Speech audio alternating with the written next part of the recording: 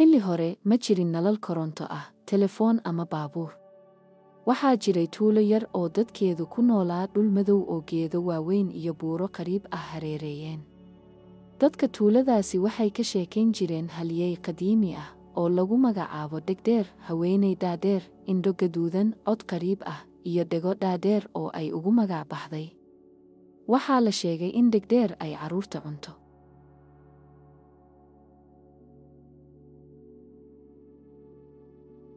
Maalin maalmaha ka mid ah, carruur yar yar ayaa tuulada ku ciyaarayay, waxayna maqleen hees hoose oo ka imaanaysa gudaha keynta. Midkood wuxuu yidhi, heestan ma maqashaan? Ma aha hees caadi ah. Qaar kale waxay ka qosleen, laakiin gabadh yar oo magaceeda la oran jiray Asli waxay ku adkaysatay, tani waa cod Dhegdheer, ayeeyday mar walba way iga digtaa. Hadday carruur maqasho si fudud ayay u ogaan kartaa meesha aan joogno.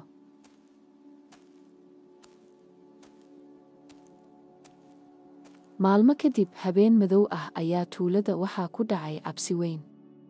Aabbo carruurtiisii waa la waayay intay daaqa ku maqnaayeen.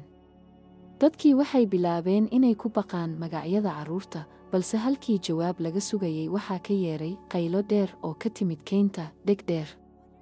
Dhegdheer. Dadku way kala ordayeen, carruurnii kale waa la isku qariyey.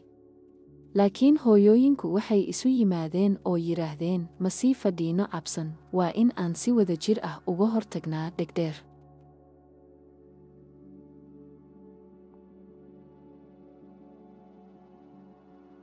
Habeen dambe, Dhegdheer ayaa soo gashay tuulada.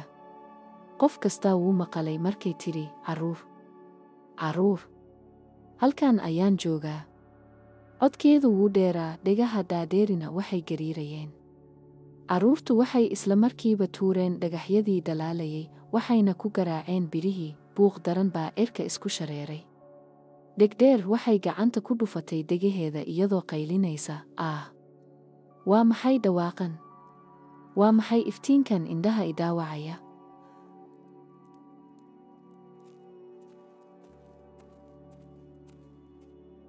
Tuulada oo dhan way soo toosteen, rag iyo dumarna waxay isku duubeen oo dab qabsiiyeen si ay u iftiimiyaan tuulada.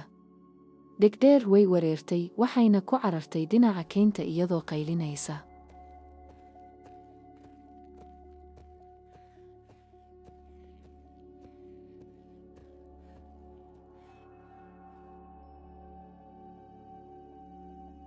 Tuulada oo dhan way soo toosteen, rag iyo dumarna waxay isku duubeen oo dab qabsiiyeen si ay u iftiimiyaan tuulada.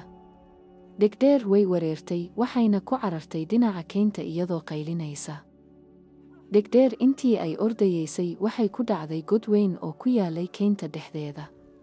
Tuuladii waxay ugu dambayntii heleen xorriyad, waxayna carruurtii noqdeen geesiyaal. Asli waxay ku tidhi saaxiibadeed, wax walba waa laga adkaan karaa, xitaa cabsida ugu weyn haddii aan isku duubnaano. Tuuladii waxay ku celceliyeen in habeen walba carruurta si wanaagsan loo ilaaliyo, waxaana la sheegay in Dhegdheer mar dambe tuuladaas aysan soo laabanin. Laakiin ilaa maanta dadka waxay yiraahdaan, haddii aad maqasho cod hoos ah oo ka imanaya keynta, iska jir.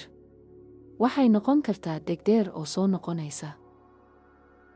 Sheekadu waxay ku saabsan tahay tuulo yar oo ay cabsi gelisay haweeney jin ah oo lagu magacaabo Dhegdheer oo cunto carruurta.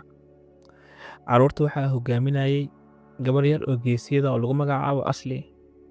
Asli ayaa ka hortagtay cabsidaas iyadoo adeegsanaysa caqli, isku duubni iyo geesinimo. Ugu dambeyntii waxay muujinayaan in cabsida ugu weyn lagu jabin karo marka bulshada ay midoobaan. Halkaas ayay ku dhamaatay.